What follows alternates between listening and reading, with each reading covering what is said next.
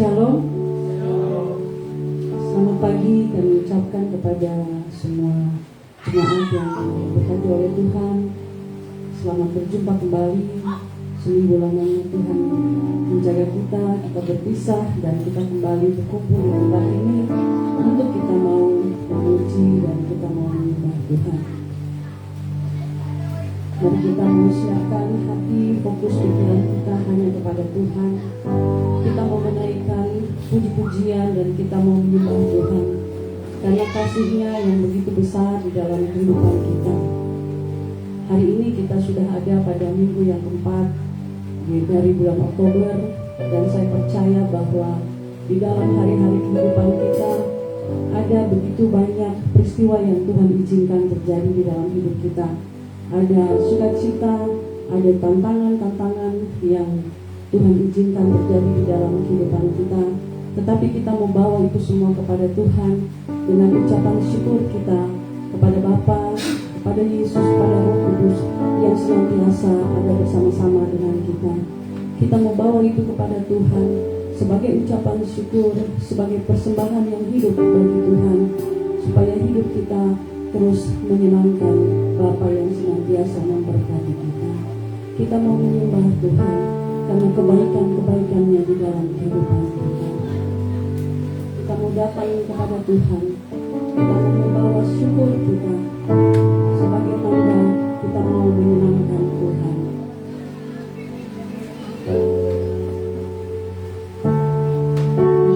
Dan kebaikan Tuhan, Dia terlalu baik bagi kita.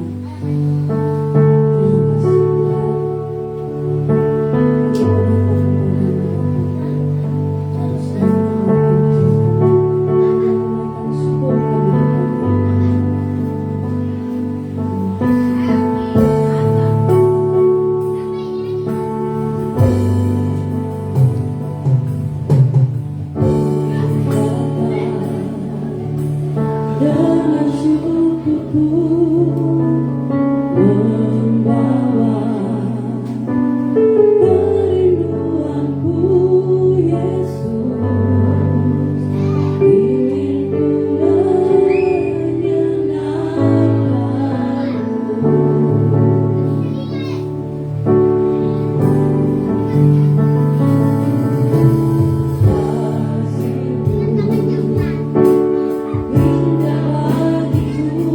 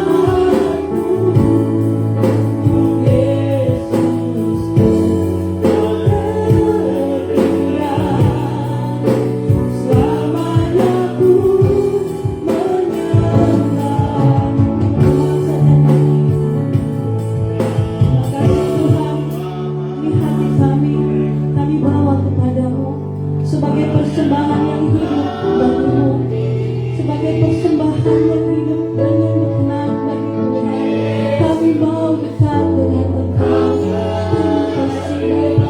Di hidup kami persembahkan kepadamu Bapa. Yang kau selalu bersama kami.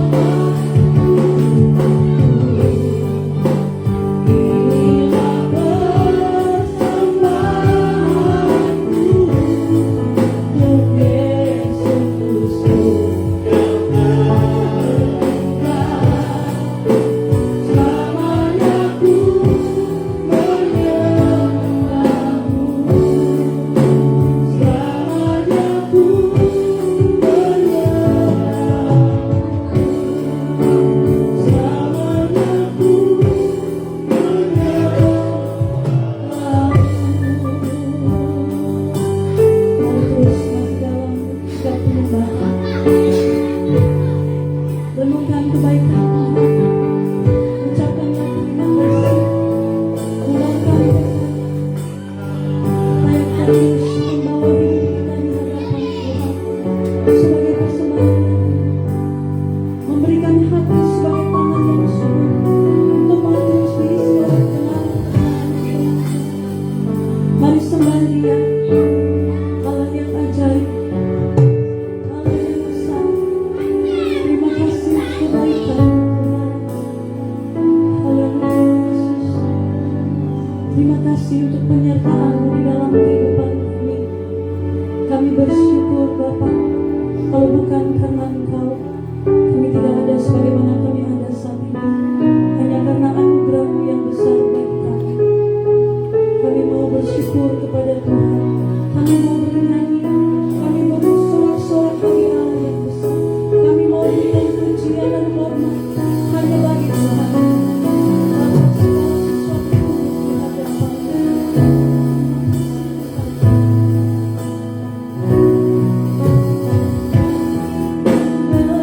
Bersorak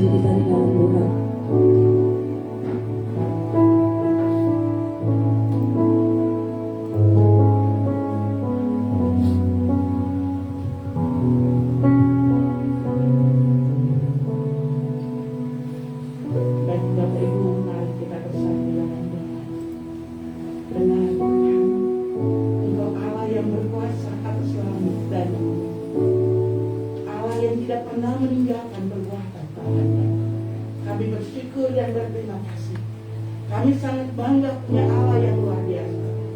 Allah yang tidak pernah tertidur dari hari ke hari. Baik kami berjalan, kami berdiri, kami duduk, Engkau selalu ada buat kami. Kami bersyukur dan terima kasih Bapak. Buat pagi hari ini, kami datang saudara bersaudara di hadapan. Kami rindu untuk memuliakan Allah. Kami rindu untuk menyembah-Mu. Karena Engkau Allah satu-satunya bagi kami. Tidak ada nama lain di bawah kolong langit ini yang bisa menyelamatkan manusia selain nama-Mu saja Tuhan. Terima kasih Bapak yang sangat baik dan terlalu baik. Engkau yang telah mati dan salib bagi kami. Engkau sudah menebus dosa kami dengan harga yang begitu mahal dan telah lunas Kau bayar. Terima kasih Bapak. Terima kasih Tuhan Yesus. Ketika kami menerima Engkau sebagai Tuhan dan Juru Selamat, Engkau pun memberikan meterai bagi kami dan nama kami tertulis dalam kitab kehidupan. Itu yang paling penting buat kami Tuhan. Oleh sebab itu kami datang bersyukur dari hari kami. Bukan hanya di tempat ini, tetapi di dalam keluarga. Kami rindu ada mesbah di dalam keluarga.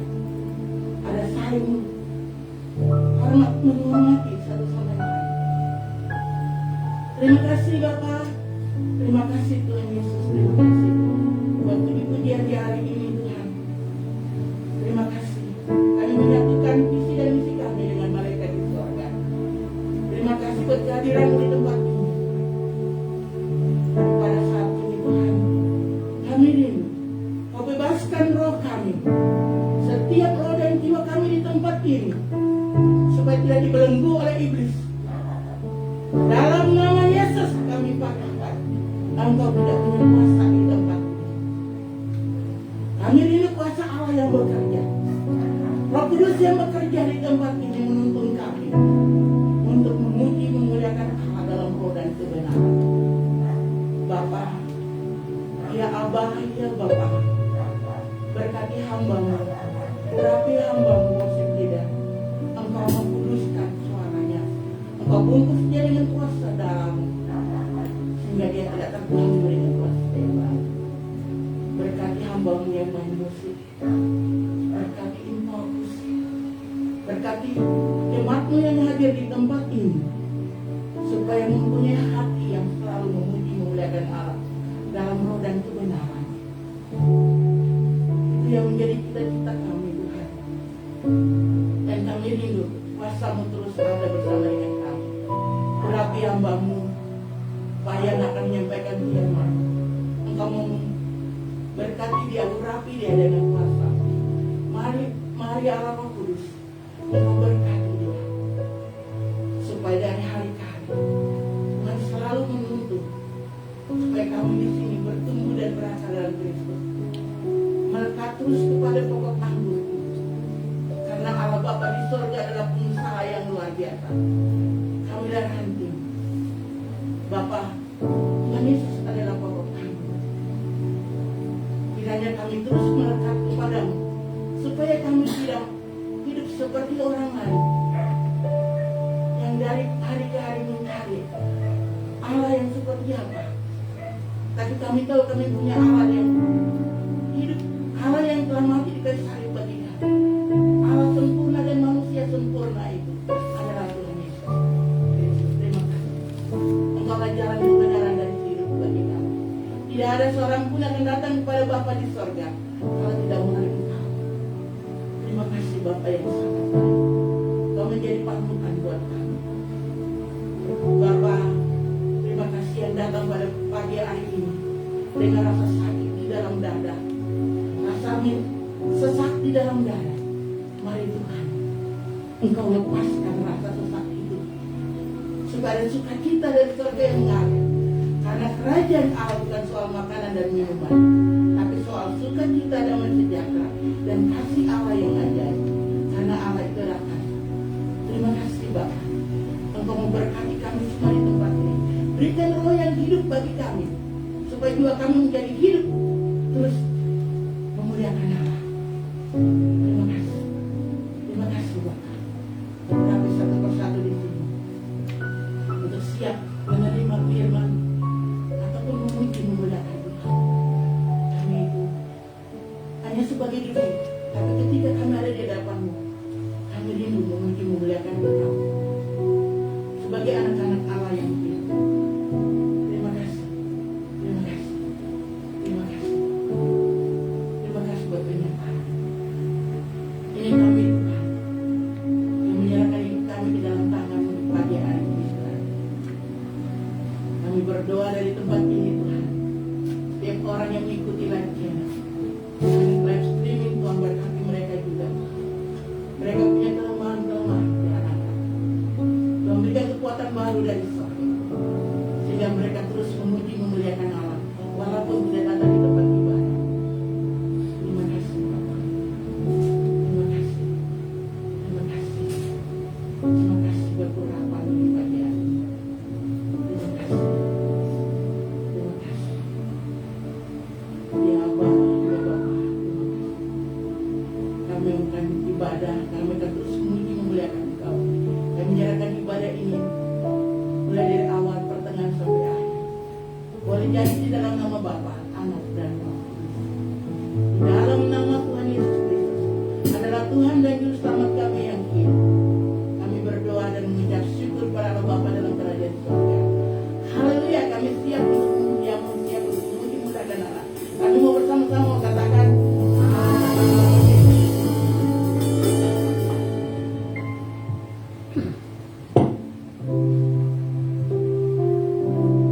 Terima kasih. Jemaat yang dikasihi oleh Tuhan, kita akan bermazmur dan kita akan membacakan mazmur dari pasalnya yang ke-111. Mazmur 111 kita akan baca sama-sama ayat 1 sampai ayatnya yang ke-10.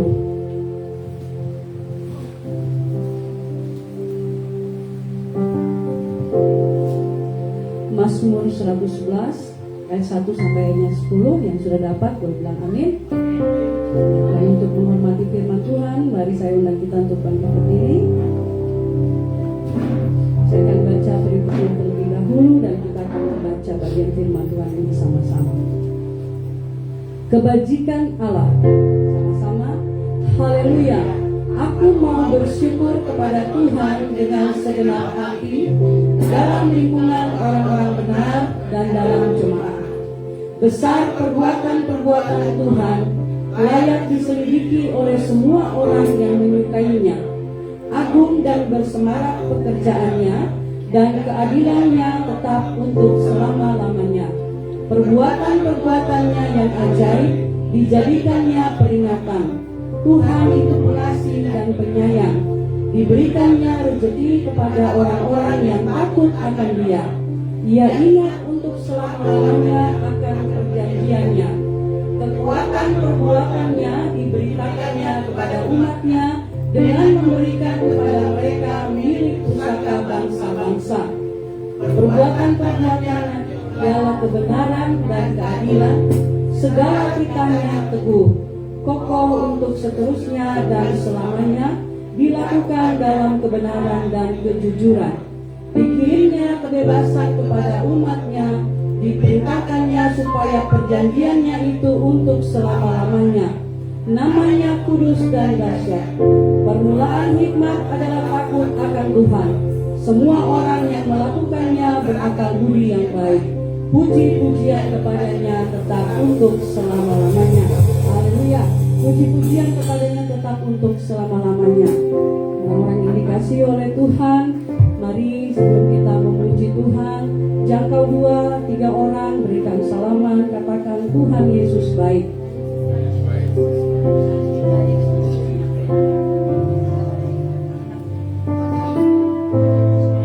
Kita memuji Tuhan karena kebaikannya di dalam kehidupan kita. Kita alami sebab Dia sangat baik. Kita mau menyanyi bertepuk tangan dengan gembira.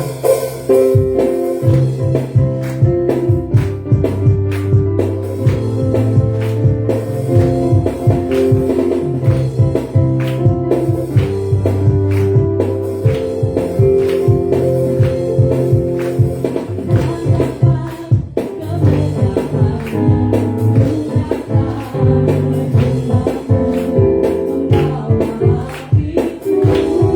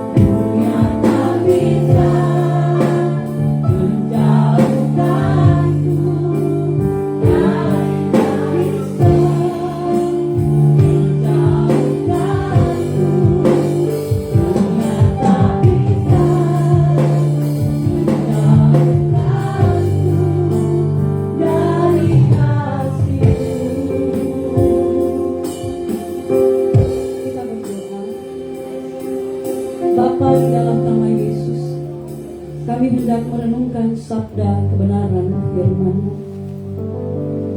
Ini kami Bapa, dengan segala kerendahan hati kami buka hati kami. Kami mohon Roh Allah hadir dalam hidup kami. Roh Allah hadir di tempat ini pada saat pemberitaan firman Tuhan. Firman Tuhan yang akan menjadi pedoman di dalam hidup kami, menuntun kami untuk kami senantiasa hidup dekat dan kami melekat kepada Allah. Bapa, di dalam nama Yesus, kami berdoa menyerahkan pendeta Yan Thomas Soa yang akan menyampaikan kebenaran firman Tuhan ini. Urapan Allah kepada Bapak Pendeta, Tuhan Yesus berikan hikmat marifat dari surgawi untuk menyampaikan kebenaran firman Tuhan. Biarlah firman Tuhan diberitakan jadi seturut dengan kehendak-Mu. Di dalam nama Bapa, Anak dan Roh Kudus, kita semua yang siap mendengarkan sabda firman Allah, mari sama-sama kita katakan amin. Sambil katakan Tuhan Yesus mengasihi. Ya, puji Tuhan, kita sudah ada di penghujung bulan Oktober. Tinggal 2 bulan lagi kita sudah ganti tahun, dan terasa begitu cepat waktu berlalu. Dan kita juga masuk di dalam tema terakhir kita, dalam tema kita punya bulanan, yaitu menabur dan menuai. Ya, sebelum saya menyampaikan firman Tuhan di pagi hari ini, saya ingin mencoba mereview kembali mengenai firman Tuhan yang sudah saya bagikan beberapa minggu lalu. Di minggu pertama kita belajar tentang menabur dan menuai, tentang prinsip-prinsipnya. Yang pertama kita belajar bahwa kita mesti merencanakan apa yang kita akan tabur. Kenapa? Karena apapun yang kita tabur, entah itu sesuatu yang baik maupun yang tidak baik, pasti kita akan menerimanya. Kemudian saudara, kita belajar bersabar menuai dalam waktunya Tuhan. Karena tanaman itu ada jangka pendek, jangka menengah, jangka panjang. Tapi pasti kita akan menuai, entah langsung, entah lewat proses atau dalam waktu yang lama. Dan kita belajar bahwa ketika kita menabur, pasti kita akan namanya mengalami happy ending, di mana kita akan bersuka cita ketika orang menabur dengan tangisan, maka dia akan menuai dengan sorak-sorai. Itu minggu pertama kita belajar tentang menabur dan menuai. Di minggu lalu saudara, kita belajar dengan sebuah tema apa, masih ingat? Domino effect, di mana setiap tindakan kita akan berdampak kepada tindakan-tindakan yang berikutnya. Kita belajar 3 hal, bahwa kita harus memikirkan kembali apapun yang hendak kita lakukan. Karena apa? Setiap yang kita katakan, yang kita lakukan itu pasti akan berdampak. Tidak bisa kita menarik setiap perkataan kita. Setelah orang berbicara, maka itu akan ada dampaknya. Untuk itu mari kita belajar untuk bisa memikirkan, jangan seperti Akan. Ketika dia bertindak dengan pikir, dan akhirnya satu bangsa harus mengalami sebuah penderitaan, bahkan ada korban jiwa yang meninggal. Kita juga belajar jangan egois, hanya karena mengikuti matanya, kesenangan hatinya, sehingga akan dia mengambil harta itu dan menyimpannya dalam kemahnya. Dan kita belajar bagaimana kita harus hidup sesuai dengan perintah Tuhan, supaya jangan menimbulkan sebuah efek domino yang negatif, seperti Akan yang tidak mendengarkan firman Tuhan, bahwa Tuhan bilang jangan mengambil harta benda itu, tapi dia mengambilnya, dan akhirnya sekali lagi bahwa keluarganya dipermalukan, bahkan dibunuh, bahkan sukunya dipermalukan, kaumnya, bahkan bangsanya juga mengalami sebuah kekalahan. Dan di minggu terakhir saudara, kita belajar sama-sama dengan sebuah tema. Di depan sudah ada 1, 2, 3, rekam jejak. Maksudnya apa? Kita akan lihat dalam Kejadian pasal 41. Kejadian pasal 41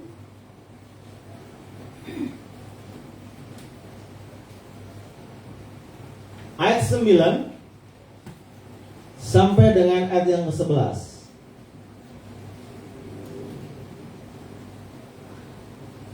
Ya, kita membaca ayat 9 sampai dengan ayat yang ke-14, teman. Kejadian pasal 41 ayat 9 sampai dengan ayat yang ke-14. Saya tidak sampaikan di depan, bisa buka Alkitab Bapak Ibu masing-masing. Kita akan membaca sedikit berganti. Saya akan membaca ayat yang ganjil dan Bapak Ibu akan membaca ayat-ayat yang genap. Kejadian pasal 41 ayat 9 sampai dengan 14 yang sudah menemukan katakan amin.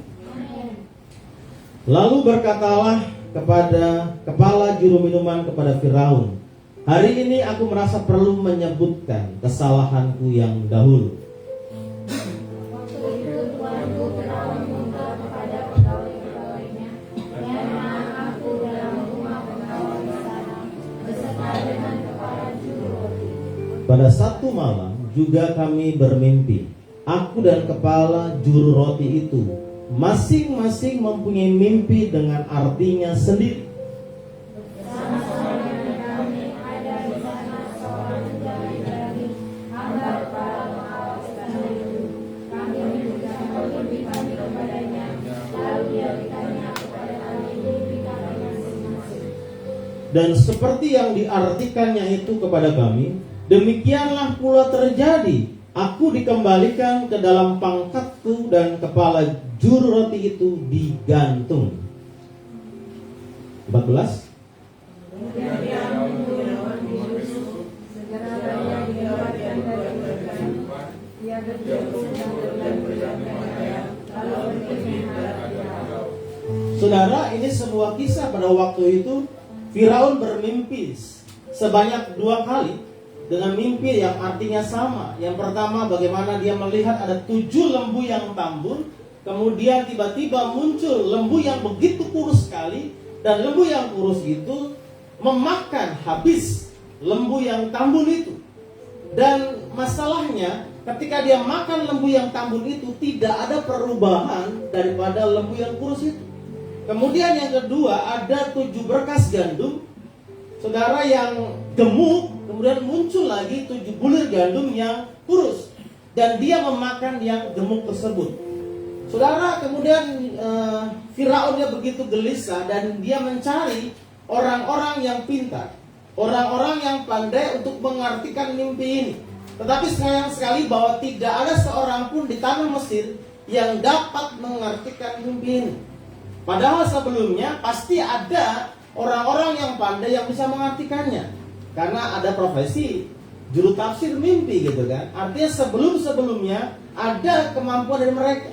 Tetapi khusus dalam kasus ini, dalam mimpi yang dialami oleh oleh Firaun, tidak ada seorang pun yang dapat mengartikan.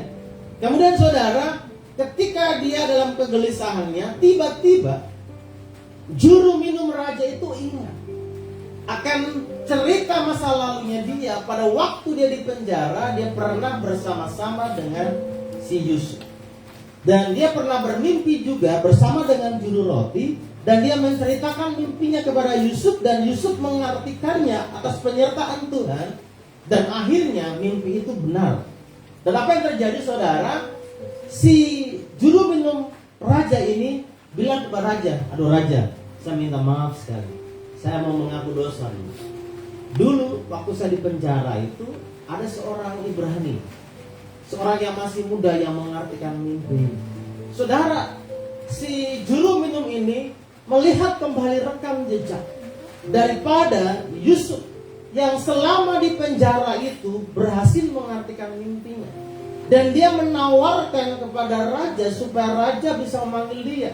Dan benar sekali, akhirnya raja memanggil dia atas rekam jejak yang disampaikan oleh juru minum raja itu. Dan dipanggillah Yusuf itu untuk mengartikan mimpi daripada raja. Saudara, kita belajar di hari ini tentang rekam jejak. Kita baca sama-sama. Rekam jejak adalah kumpulan perilaku kita di masa lampau. Saudara, rekam jejak adalah kumpulan perilaku-perilaku kita di masa lampau.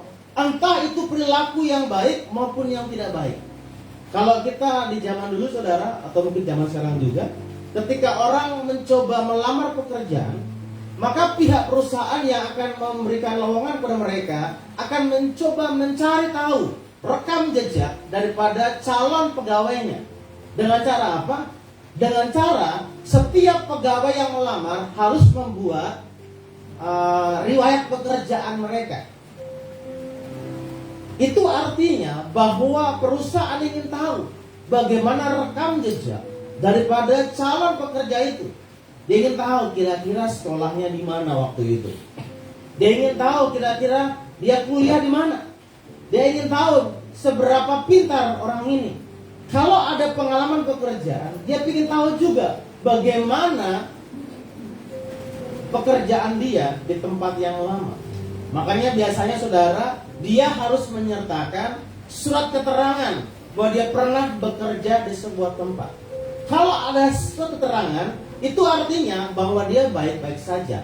Tetapi kalau dia bekerja tanpa surat keterangan pernah bekerja, itu artinya ada sebuah permasalahan di tempat pekerjaan lama, sehingga tempat pekerjaan lama tidak mau mengeluarkan riwayat pekerjaannya atau pengalaman bekerjanya di perusahaan yang lama. Itu cara untuk mereka bisa melihat bagaimana rekam jejaknya, supaya jangan sampai ketika dia diterima maka seperti orang membeli kucing dalam karung. Kita tidak tahu, tidak punya gambaran sama sekali. Bahkan saudara, ketika anak-anak sekolah, ketika mereka bermasalah di sekolah mereka dikeluarkan di sekolah. Ketika mereka mau pindah ke sekolah yang baru, biasanya kepala sekolah akan mengkontak kepala sekolah di sekolah yang lama untuk tahu seperti apa rekam jejaknya. Jangan-jangan dia anak yang bermasalah, jangan-jangan dia anak yang suka bikin kacau di sekolahnya, dan jangan sampai dia bikin masalah di tempat yang sama.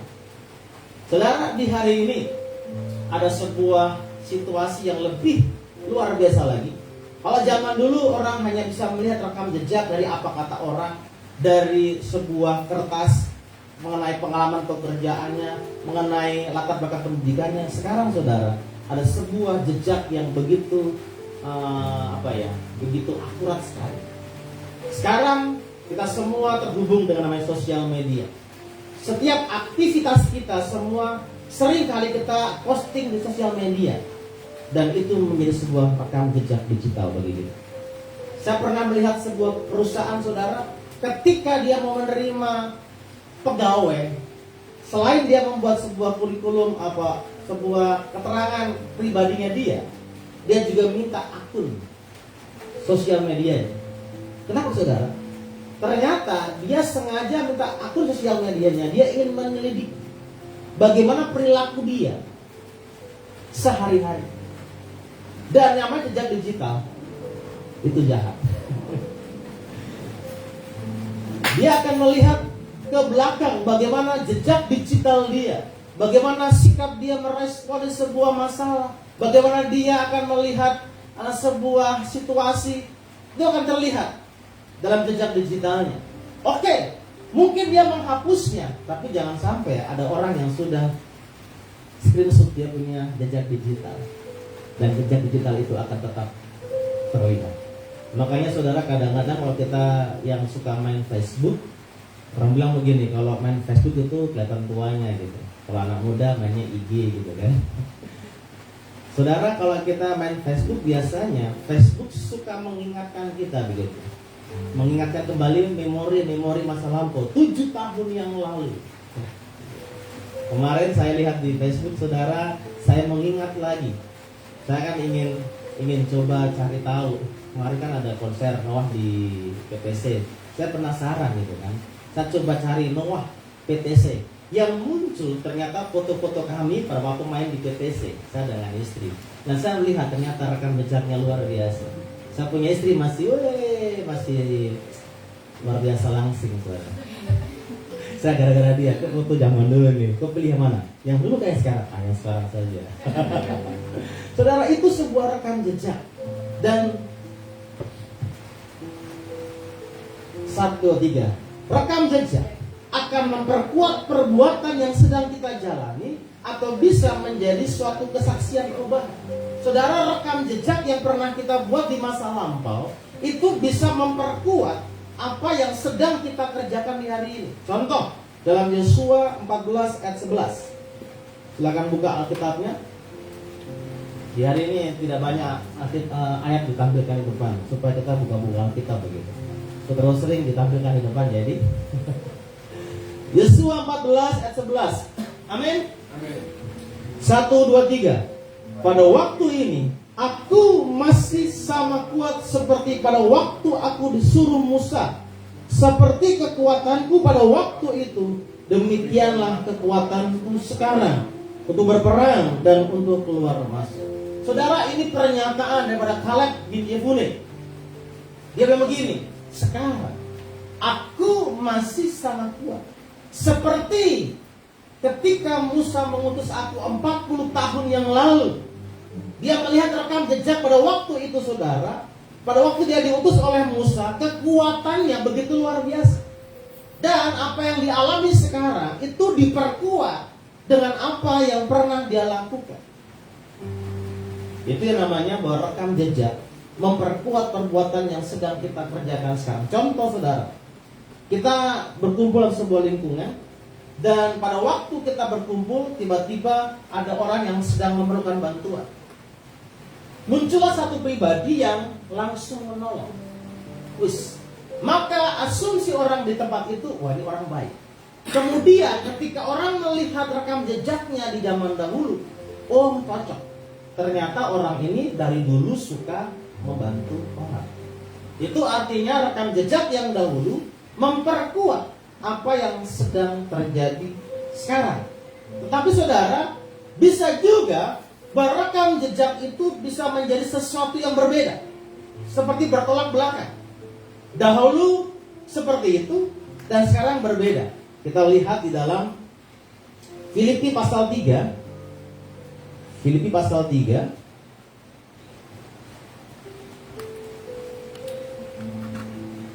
ayat yang ke-8, saudara. Filipi pasal 3 ayat yang ke-8.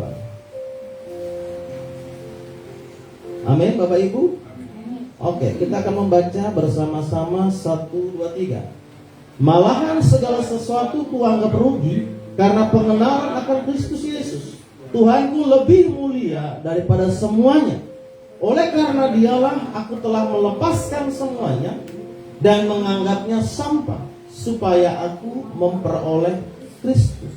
Saudara, kalau kita melihat firman Tuhan ini, kita bisa tahu bahwa kondisi real pada waktu itu, Paulus mengatakan, aku telah meninggalkan semuanya. Yang dahulu itu, rekam jejaknya dia bilang, itu sampah. Kalau kita melihat dalam pasal yang ketiga, itu diuraikan bagaimana rekam jejak dari seorang Rasul Paulus. Dia bilang begini, aku ini orang Ibrani asli. Tentang pekerjaan, aku penganiaya jemaat. Kalau bisa dibilang, saudara, rekam jejak Paulus yang dulunya Saulus itu terlalu jahat. Kalau dalam kita punya bahasa, dia teroris besar. Kenapa? Pekerjaannya adalah penganiaya jemaat. Tukang tangkap-tangkap orang percaya, disiksa dan dibunuh, itu pekerjaannya. Tetapi saudara, rekam jejak itu bagi Paulus itu adalah sampah.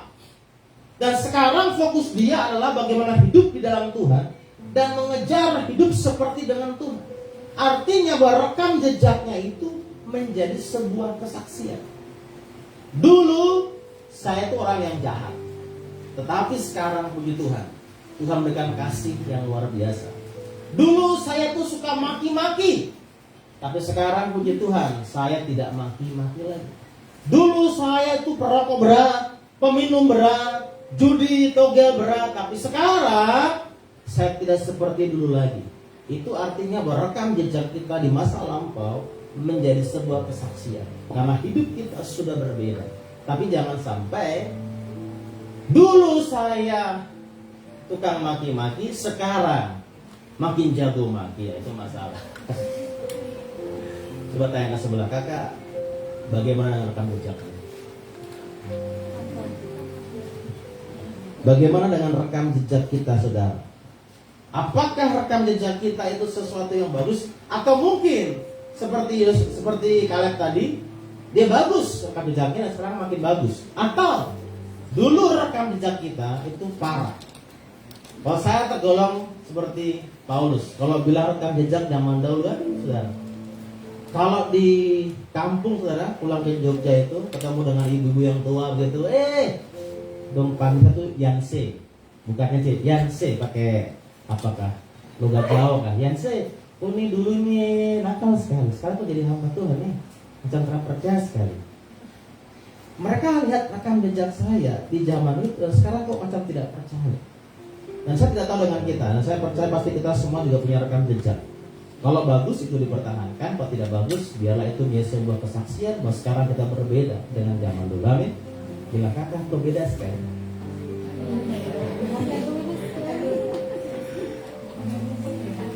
Oke saudara, kita baca sama-sama 1, 2, 3.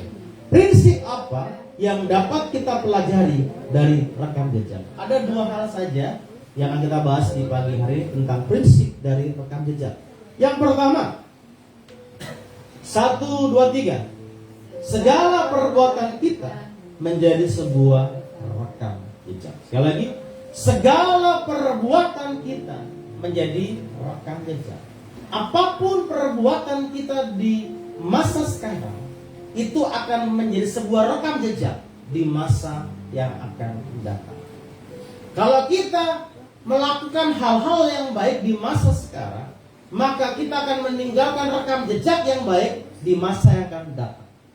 Kalau kita berbuat yang tidak baik di masa sekarang, itu akan menjadi sebuah rekam jejak yang tidak baik di masa yang akan datang. Saudara, kalau kita melihat di dalam firman Tuhan, kita lihat tentang Yusuf. Yusuf itu mulai membuat rekam jejaknya ketika dia mulai pertama kali dijual di tanah Mesir. Ketika dia berkumpul dengan orang tuanya, dia punya rekam jejak di sana. Rekam jejaknya adalah anak yang manja. Kenapa? Karena ketika dia punya kakak-kakak pergi mengembalakan, dia tenang di rumah. Dia santai di rumah. Karena dia anak yang idam-idamkan oleh orang tuanya. Ketika yang lain pakai jubah yang biasa, tapi dia pakai jubah yang maha indah. Itu rekam jejak dia waktu di rumah keluarganya. Tetapi saudara, ketika dia mulai dijual di Mesir, maka di hari itulah dia mulai membangun sebuah rekam jejaknya. Ketika dia menginjakkan kakinya di rumah Potifar, saudara, maka setiap tingkah lakunya itu menjadi sebuah rekam jejak. Ketika dia menjadi seorang budak di sana, dia menjadi orang yang meninggalkan setiap rekam jejak. Dan akhirnya saudara, dia menjadi orang yang dipercaya oleh Potifar. Kemudian dia naik lagi, dia menjadi asisten kepala penjara dan lain sebagainya macam. Maka setiap langkah kehidupannya itu sebuah rekam jejak. Saudara, mungkin orang tidak melihat dengan perbuatan kita, dan orang mungkin tidak melihat rekam jejak kita. Tapi dengarkan baik-baik. Apapun yang terjadi di atas tanah ini, maka tanah ini merekam semua informasi yang ada di atasnya. Kita lihat buktinya dalam Kejadian pasal 4 ayat 10. Kita baca sama-sama. 3. Firman-Nya, apakah yang telah kau perbuat ini? Darah adikmu itu berteriak kepadaku dari. Saudara, pada waktu itu Kain dan Habel mempersembahkan korban bagi Tuhan, dan persembahan Kain tidak diterima oleh Tuhan, dan persembahan Habel diterima. Dan sempat emosi si Kain, saudara. Tapi Tuhan mulai mengingatkan si Kain, dosa sudah mengintip di pintu, bertobatlah gitu kan. Tapi dia tidak mau. Dan akhirnya dia merencanakan pembunuhan berencana buat adiknya, dan adiknya mati. Dan Tuhan bertanya, hei Kain, di mana sapu adik? Tuhan, memang saya penjaga sapu adik. Kain pernah tahu kan bahwa tanah ini berteriak kepadaku, menceritakan apa yang kau lakukan. Tanah ini merekam setiap jejak langkahnya. Saudara, kalau kita belajar di setiap tanah, lapisan tanah itu mengandung banyak informasi. Dan orang-orang yang tahu, yang belajar tentang tanah, saudara, dia akan tahu ini tanah ini mengandung apa, ini apa. Semua informasi ada di tanah itu. Dan setiap kita masih berdiri di atas tanah. Kita bukan tinggal di apa nih, di tempat yang tidak menginjak tanah. Setiap kita masih menginjak tanah. Oh, kalau pendeta kan pakai sepatu ya, tidak injak tanah, betul. Tapi kita masih berdiri di atas tanah. Dan apapun yang kita lakukan, tanah merekam setiap jejak langkah kehidupan kita. Dan tanah menginformasikan kepada Tuhan tentang apa yang kita lakukan. Kalau kita melakukan sesuatu yang baik, maka tanah akan melaporkan kepada Bapa di surga. Oh, orang-orang yang berada di tanah ini melakukan hal yang baik, maka berkat Tuhan akan tercurah buat orang-orang yang tinggal di tanah itu. Tetapi kalau di tanah itu ada pembunuhan, ada kejahatan, ada sesuatu yang tidak benar, maka tanah berteriak kepada Tuhan, Tuhan kutuk orang-orang di tempat ini. Karena tanah menginformasikan segala sesuatu kepada Tuhan. Saudara, memang orang bilang ini tanah Injil, tapi apa yang dilakukan di tanah ini menentukan respon Tuhan buat kita. Meskipun Tuhan bilang di tanah Injil kah, tanah firman Tuhan kah, tanah Alkitab kah sekalipun, kalau orang-orang yang berdiri di atas tanah ini membuat sebuah rekam jejak yang tidak baik, maka Tuhan juga akan tahu. Makanya saudara, kemanapun kita pergi, kemanapun kita melangkah, kita sedang membuat rekam jejak. Di rumah, kita sedang membuat rekam jejak. Dan itu akan dilihat oleh istri kita, suami kita, anak-anak kita. Akan dilihat semuanya. Kenapa? Karena itu yang sedang kita buat. 1, 2, 3.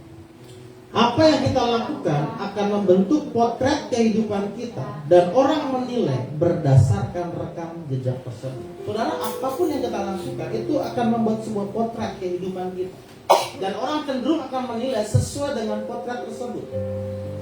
Contoh ini saudara, kalau kita melihat seseorang 1 kali 2 kali begitu, dia suka maki, maka kita membuat sebuah potret tentang kehidupan dia. Oh, orang ini adalah orang yang tukang maki. Ketika kita berjumpa dengan, kita punya saudara, kita punya anak-anak begitu, kita bilang begini, nah, kok jangan main dengan orang itu ya. Kenapa? Karena orang itu adalah tukang maki. Kenapa begitu saudara? Karena kita sedang melihat seseorang dan mulai memberi sebuah stigma atau memberikan sebuah nilai, oh, orang seperti ini. Dan setiap hari saudara, kita pasti akan melihat orang punya rekam jejak. Jangankan begitu, kita mau berteman saja pasti lihat orang punya rekam jejak. Orang mau kasih orang hutangan saja, lihat punya rekam jejaknya. Contoh, ada orang datang ke rumah cari hutangan gitu kan.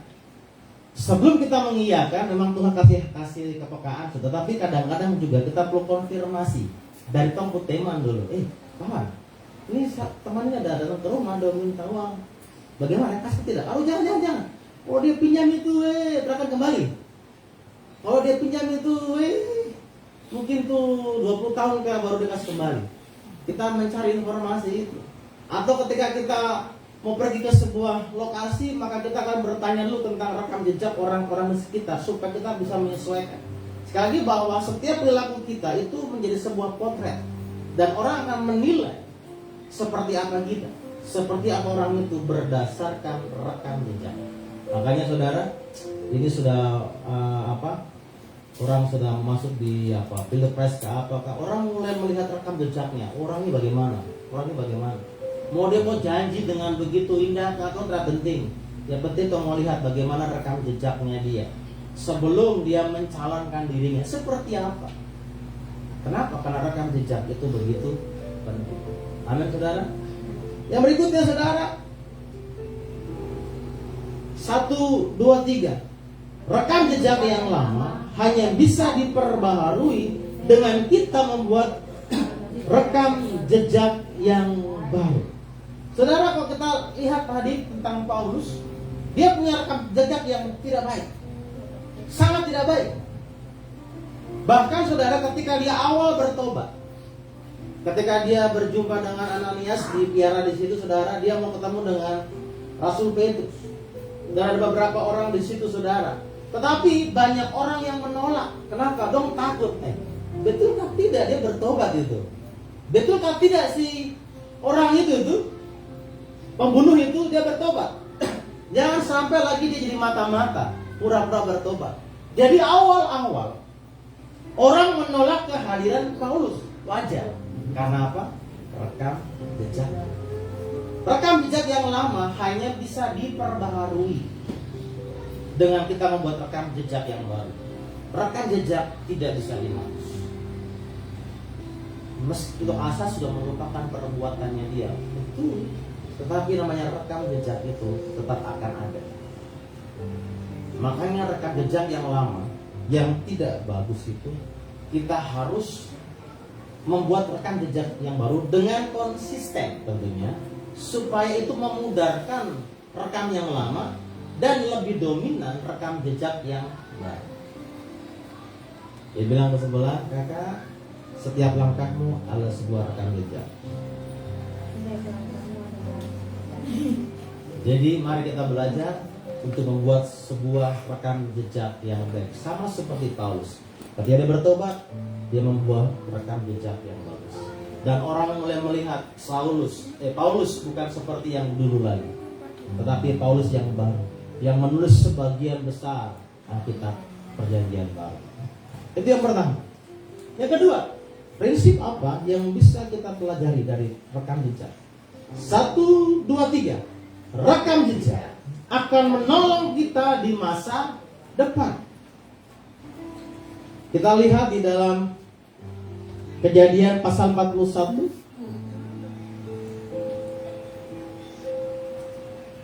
Kejadian pasal 41 ayat yang ke-37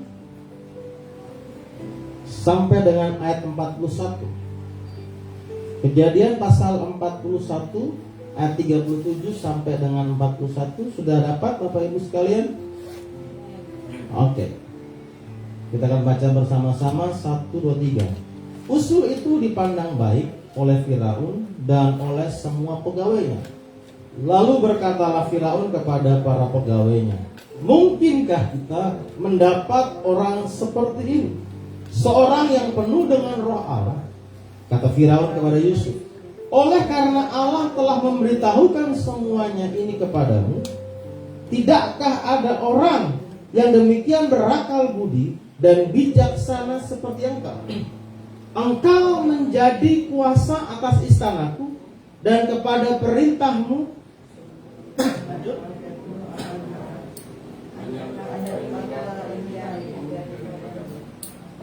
Selanjutnya Firaun berkata kepada Yusuf, dengan ini aku menanti engkau membagi engkau dalam kuasa aku dan dalam Mesir. Nah saudara, kalau kita melihat ayat-ayat ini bahkan selanjutnya, ini sebuah tuaian yang dituai oleh Yusuf berdasarkan rekam jejak yang dibuat di masa lalu. Ketika dia berjumpa dengan raja, saudara, maka disitulah dia menuai apapun yang sudah dia jejakkan kakinya di masa lampau.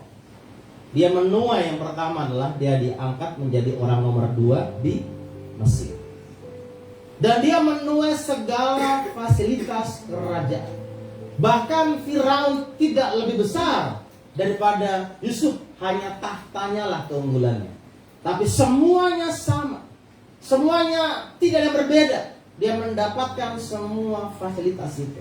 Bahkan saudara, bonusnya, dia tidak hanya menuai tahta, tapi dia juga menuai seorang wanita. Bagaimana dia diberikan seorang istri yang merupakan anak daripada Firaun, yaitu Asnat. Wow, apa kurang luar biasa? Rekam jejak itulah yang menolong sehingga Yusuf mendapatkan tuaian yang begitu besar.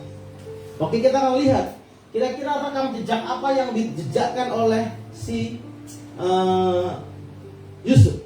Kalau kita lihat pasal 39 ayat 2 sampai dengan 3, itu menjelaskan bahwa Yusuf sebagai seorang budak membuat sebuah rekam jejak.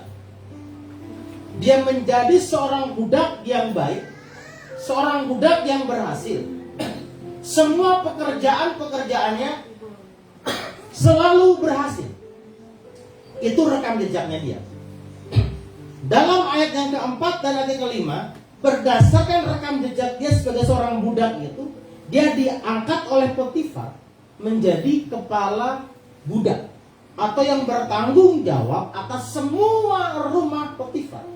Artinya rekam jejak dia sebagai seorang budak menolong dia menjadi kepala budak.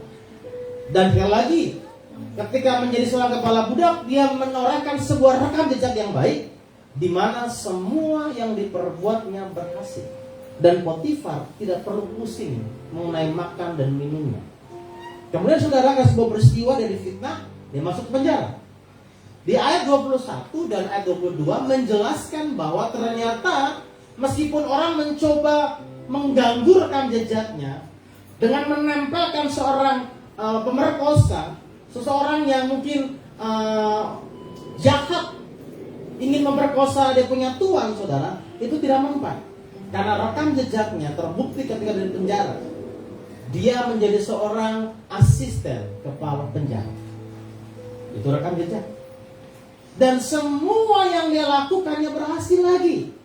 Sehingga kepala penjara tidak pusing mengatur para narapidana lagi, saudara, atau warga binaan. Tidak pusing, kenapa? Karena ada si Yusuf. Dan kalau kita melihat semua rekam jejaknya, nanti baca saudara, semua selalu diawali dengan karena Tuhan menyertai Yusuf. Dan Tuhan membuat semuanya menjadi berhasil. Rekam jejak inilah yang akhirnya menolong Yusuf menjadi orang nomor 2 di Mesir. Saudara, ketika Raja melihat Yusuf, ketika Yusuf menawarkan, ingat, pada waktu dia menafsirkan mimpinya, si Raja, dia tidak menawarkan dirinya untuk menjadi pemimpin. Dia bilang gini, kalau bisa Raja memilih orang yang bisa mengatur semua ini. Tetapi Raja lihat, pokoknya ini orang ini beda ini. Ada roh Allah. Dibilang dia penuh dengan roh Allah kan. Ini yang bilang bukan orang percaya. Yang bilang ini orang yang tidak kenal Tuhan loh. Dia bilang orang ini penuh dengan roh Allah. Kenapa? Karena ada rekam jejak yang baik dalam orang ini. Sehingga Raja mengangkat dia menjadi seorang pemimpin, saudara. Rekam jejakmu akan menolong engkau di masa depan. Kalau engkau hari ini yang masih sekolah ya, malas-malasan, engkau hari ini kau tidur-tiduran, maka jangan salah. Ketika engkau nanti lulus sekolah, rekam jejakmu akan menyusahkan dirimu sendiri. Kenapa? Karena rekam jejakmu ke orang yang malas, ke orang yang tidak nilaimu jelek, kemudian ke orang yang tidak bisa bekerja keras, maka rekam jejak itu akan dibaca oleh orang lain, dan kau akan susah dengan rekam jejakmu sendiri. Tetapi saudara, kalau dari sekarang kita meninggalkan sebuah rekam jejak yang baik, maka rekam jejak itulah yang akan menolong kita di masa yang akan datang. Orang bilang, oh orang ini bagus, saya kenal dia. Dia itu orangnya begini. Dia tanya, kok kau tahu dari mana? Ya saya kan kenal dia. Jadi bilang ke sebelah, ingat rekam jejakmu akan menolongmu di masa depan. Bahkan jejakmu akan menolong engkau di masa depan. Jadi jangan main-main. Saya masih muda. Ya benar muda. Tetapi rekam jejak yang kau torehkan di hari ini akan berdampak di masa yang akan datang. Jadi jangan pernah bermain-main. Yang sekolah, yang masih SMP kah, yang SMA, kuliah kah, buatlah rekam jejak yang baik. Biasanya kalau ada perusahaan-perusahaan yang datang ke kampus atau datang ke sebuah sekolah, dong kan tanya kepada guru-guru ke dosen di situ. Saya ini lagi butuh pegawai. Kira-kira ada nggak yang kau rekomendasikan untuk bisa kerja? Maka seorang guru, dosen, dia akan melihat rekam jejak daripada siswa-siswanya, betul? Ini boleh direkomendasikan. Tapi kalau kita terkenal kepala terlambat, kepala melawan, kepala yang terbaik, aduh jangan pilih. Meskipun dia hampir diterima, tiba-tiba tong datang. Ini siapa kan? Ini saya mau terima jadi pegawai. Jangan. Itu orangnya terbagus ya. Jangan kau terima dia tuh macam nanti kau menderita. Kenapa? Berdasarkan rekam jejaknya. 1, 2, 3. Rekam jejak membantu Yusuf untuk menjalankan tanggung jawab. Saudara, lihat baik-baik. Bagaimana rekam jejak Yusuf membantu dia dalam menjalankan tanggung jawab. Bukan hanya menolong dia untuk dalam posisi, tapi menolong dia untuk menjalankan tanggung jawabnya. Awal mula ketika dia menjadi anaknya bapaknya di rumahnya, dia anak yang manja. Tetapi ketika dia masuk menjadi seorang budak, dia belajar untuk melawan diri sendiri. Dulu makan diambilkan, mungkin dulu makan dimasakkan sama mamanya gitu kan. Semuanya dia dimanja lah. Tapi sekarang menjadi seorang budak, dia harus melayani. Dia meninggalkan egonya sendiri. Dia harus siapkan masakan mungkin, dia siapkan rumah, siapkan pakaian. Dia mengantuk, dia harus lawan. Dia mulai terbiasa. Dan ketika dia diangkat menjadi asisten rumah itu, saudara, dia diajar bagaimana mengatur budak-budak. Saudara, budak itu konsepnya bahwa semua harus ikut kan? Budak. Jadi dia belajar bagaimana mengatur budak-budak yang notabene-nya gak akan melawan. Karena budak itu dia ikut saja. Tetapi ketika dia menjadi asisten kepala penjara, Tuhan proses lagi. Dia harus menangani kepala-kepala batu di penjara. Saudara, yang namanya penjara itu, saudara, itu di situ penuh dengan orang-orang yang punya kepala yang luar biasa.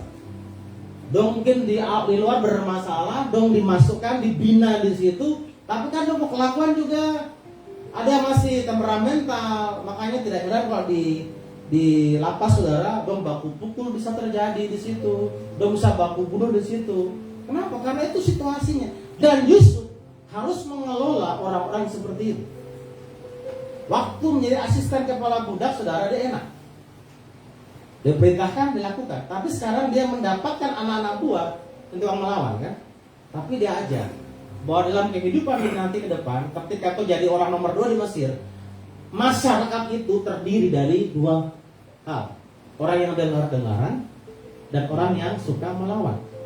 Ketika dia menjadi orang nomor 2 di Mesir, dia buat kebijakan, oke, ketika kita panen 1/5 disimpan gitu kan. Itu kebijakannya kan.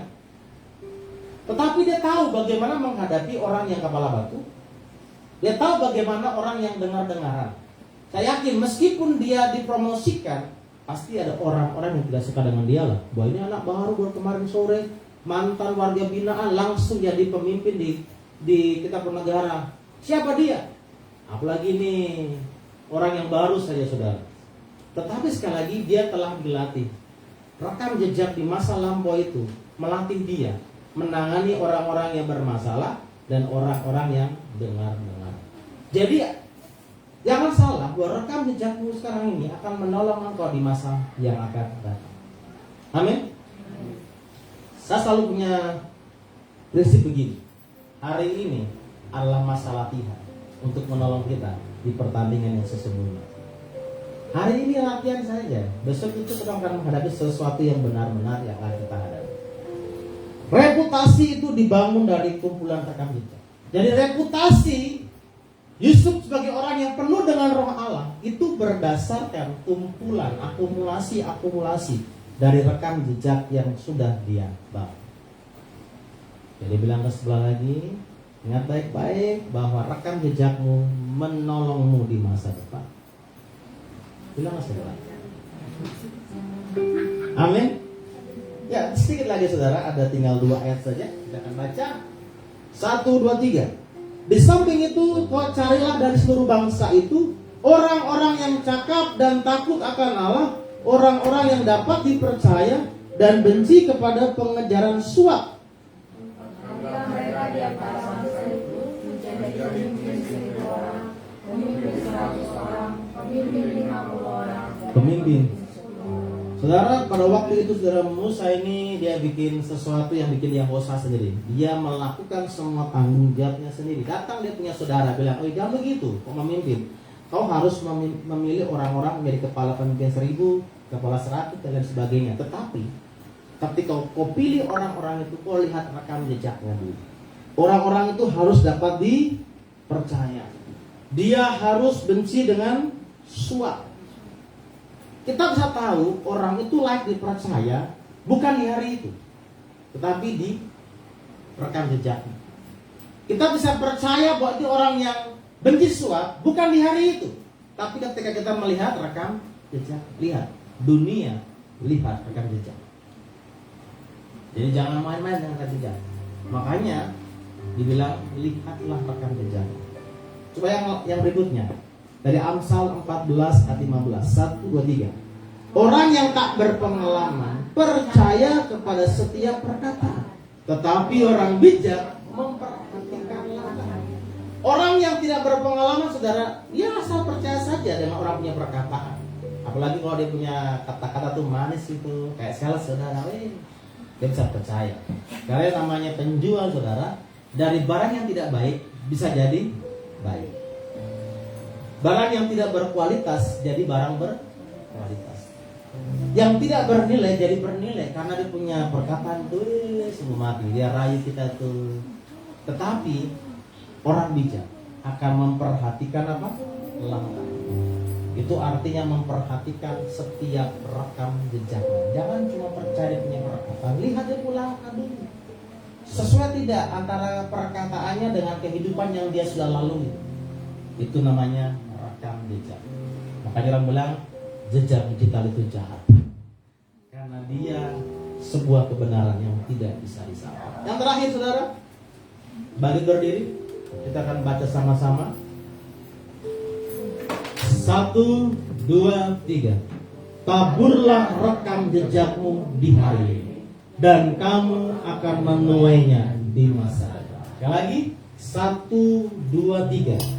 Taburlah rekam jejakmu di hari ini, dan menuainya di masa depan. Ingat, bahwa menabur pasti menuai. Kita menabur rekam jejak yang baik, maka kita akan menuai. Bagaimana rekam jejak kita akan menolong kita di masa yang akan datang. Tetapi kalau kita di hari ini membuat rekam jejak yang tidak baik, maka itu akan menghancurkan di masa yang akan datang. Selidiki yang betul. Selidiki yang lihat hatiku, apakah ku sungguh mengasihi Yesus, Kau yang Maha Tahu dan menilai hidupku. Ada yang tersembunyi telah kulihat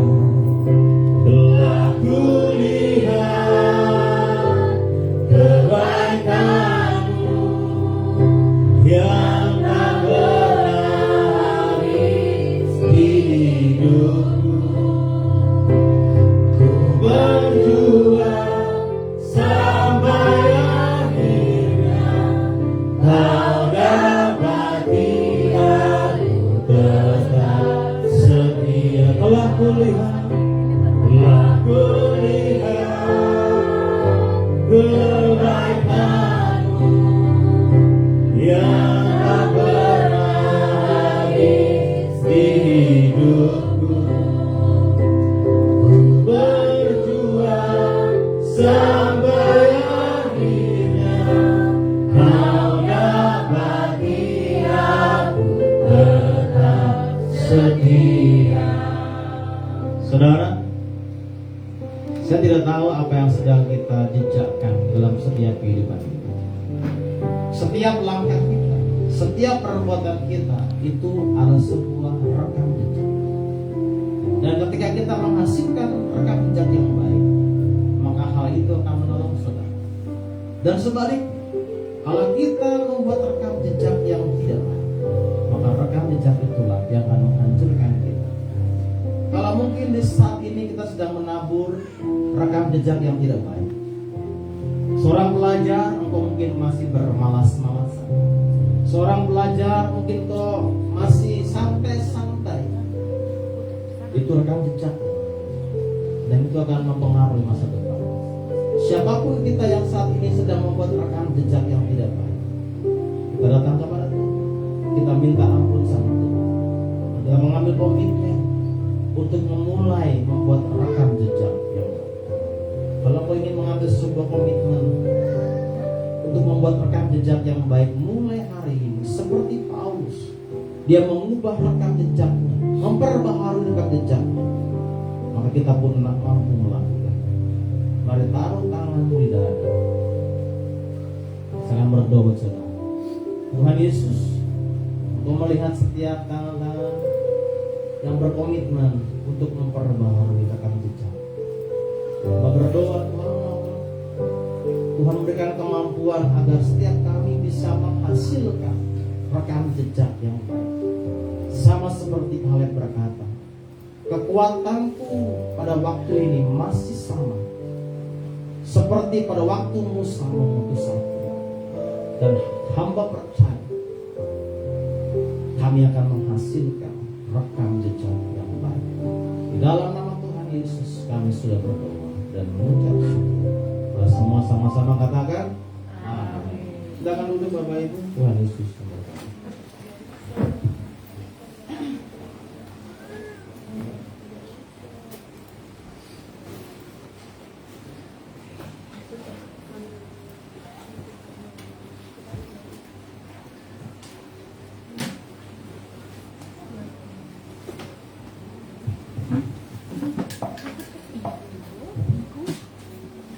Saatnya kita akan memberikan persembahan kita. Bapak Ibu sekalian, kami beritahukan bahwa pada hari ini ada dua persembahan yang akan kita berikan. Yang pertama adalah persembahan wajib yang biasa yang kita masukkan di dalam amplop, dan ada persembahan untuk mendukung MNI atau misi Nasaren di dunia, dan kita akan memberikan persembahan tidak dimasukkan di dalam amplop. Sama-sama kita masukkan di tempat yang sudah tersedia, tetapi yang persembahan MNI tidak dimasukkan di dalam amplop. Nah, bagi Bapak Ibu yang sudah menyiapkan persembahan di dalam amplop, mari kita angkat persembahan-persembahan kita di tangan kanan kita, dan kita tundukkan kepala, kita berdoa. Bapa, di dalam nama Yesus, terpuji-pujilah namamu kini dan selamanya atas firman Tuhan yang sudah kami dengar bersama. Tuhan memberkati Pendeta Yanto Masowa yang sudah membagikan kebenaran firman ini untuk kami, dan Tuhan tolong kami semua supaya kami bisa menjadi pelaku firman, supaya nama Tuhan terus dipuji dan dipermuliakan. Atas syukur kami karena kebenaran firman yang sudah kami dengar, kami membawa persembahan kami Bapa, baik itu persembahan persepuluhan, baik persembahan ucapan syukur, persembahan pembangunan, kami bawa di hadapan Tuhan, persembahan MNI. Kami mohon Tuhan memberkati persembahan-persembahan kami, dan agar digunakan sebagaimana mestinya untuk perluasan kerajaan Allah. Bapa, di dalam nama Yesus, kami mohon kiranya Tuhan memberkati setiap tangan-tangan yang memberi dengan hati yang penuh sukacita. Kami percaya Tuhan akan melipat gandakan setiap berkat yang mereka terima, dan juga Tuhan memberkati setiap usaha pekerjaan yang dilakukan. Terima kasih Bapa, inilah persembahan kami. Kami mau beri dengan ucapan syukur. Di dalam nama Bapa, Anak dan Roh Kudus, kita semua yang siap untuk memberi, sama-sama kita katakan amin.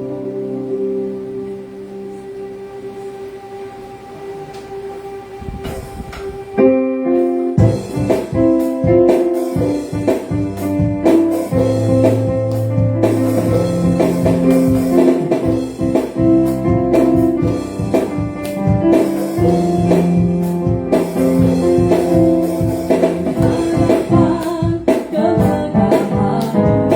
ku datang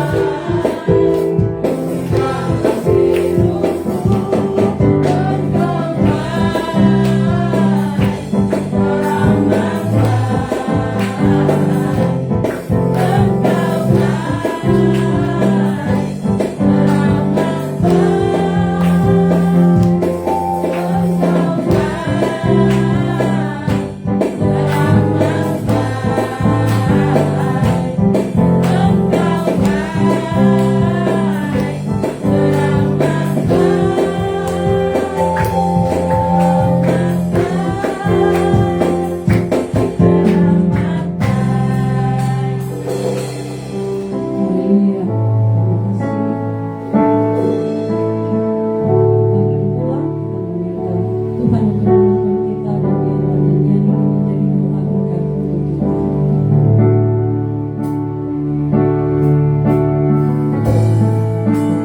Kiranya Engkau memberkati aku berlimpah-limpah dan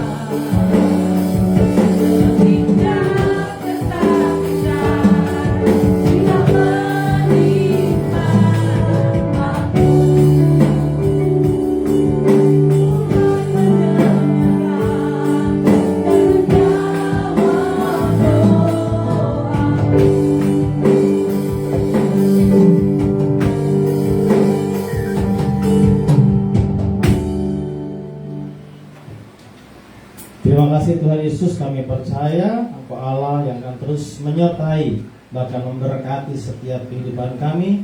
Dan biarlah setiap kami yang hadir di hari ini sungguh-sungguh boleh menceritakan setiap kebaikan-kebaikan Tuhan dalam hidup kami. Terima kasih Tuhan Yesus, kami terus berdoa untuk pemerintah kami. Biarlah Tuhan terus memberkati supaya para pemimpin kami boleh mengerjakan setiap tugas dan tanggung jawab mereka dengan baik.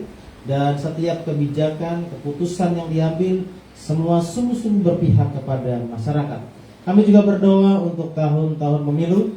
Kami berdoa meskipun berbeda pilihan, setiap kami boleh saling menghargai, saling menghormati satu dengan yang lain, dan tidak ada perpecahan, tidak ada pertengkaran di dalamnya. Kami berdoa itu di dalam nama Tuhan Yesus. Kami juga berdoa Tuhan, kiranya Tuhan juga menolong setiap kami yang di sepanjang minggu ini berulang tahun. Biarlah berkat daripada Tuhan senantiasa menyertai mereka. Bahkan untuk umat Tuhan yang selama sepekan ada yang sakit, yang berdoa di dalam nama Tuhan Yesus, Tuhan menyembuhkan mereka. Tuhan Yesus, kami juga menyerahkan untuk pergumulan kami akan sebuah tempat ibadah. Kami percaya bahwa Tuhan akan menolong, Tuhan akan menyertainya di dalam nama Tuhan Yesus. Kami juga menyerahkan komsel-komsel yang ada, biar Tuhan juga memberkati setiap komsel-komsel tersebut. Sebentar kami akan kembali ke rumah kami masing-masing. Tuhan tolong kami tibakan di rumah dengan penuh selamat. Mari umat Tuhan arahkan tanganmu dan aminkanlah doa berkat ini. Diberkatilah engkau oleh Tuhan. Amin. Diberkatilah pertumbuhan rohani saudara oleh Tuhan. Amin. Diberkatilah pendidikan saudara oleh Tuhan. Diberkatilah pekerjaan saudara oleh Tuhan. Dan diberkatilah keluarga saudara oleh Tuhan. Kiranya kasih karunia daripada Allah Bapa dan kasih sayang daripada Tuhan Yesus Kristus serta penyertaan dari Roh Kudus menyertai kita mulai hari ini sampai selama-lamanya. Bapa, terima kasih. Bapa, terima kasih. Bapa, terima kasih.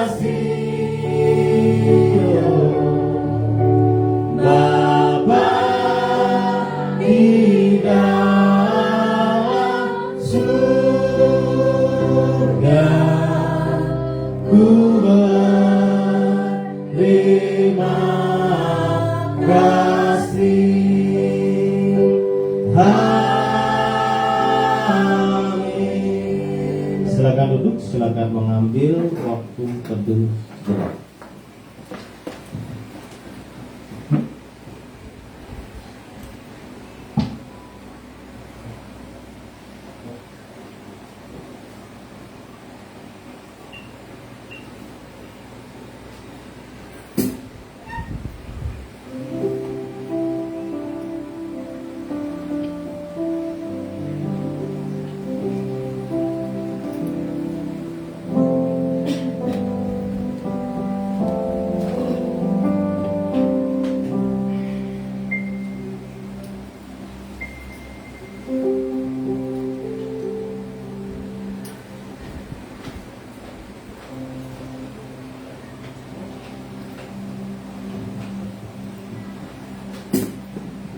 Ya, shalom.